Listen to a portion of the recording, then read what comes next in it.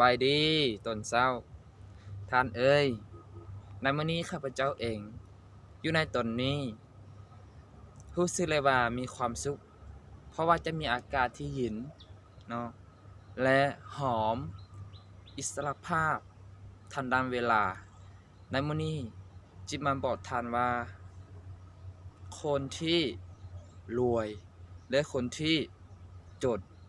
แต่ตามแบบใดแหละคือหนึ่งคนที่รวย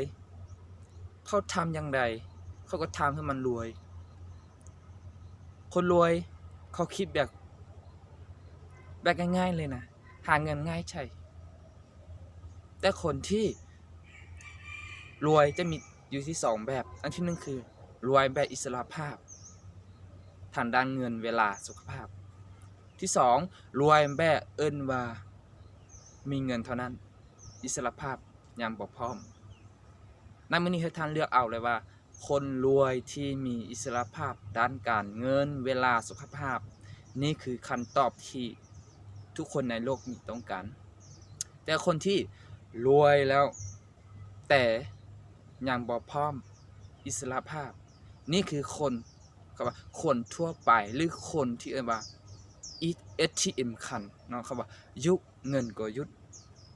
เนาะแสดงว่ามื้อนี้เฮาเกิดมาเฮาต้องหาคนที่ว่ายุคแล้วได้รายได้บ่หยุด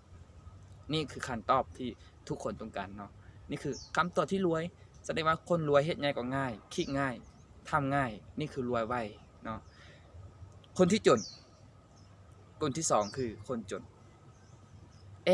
บางท่านจะคิดว่าเฮาจนอยู่แล้วต้นทุนเฮาบ่มีเงินบ่มี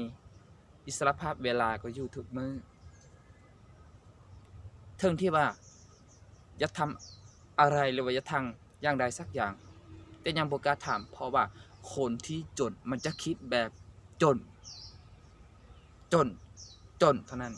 เพราะสมองขึ้นมันจะคิดแบบด้านลบ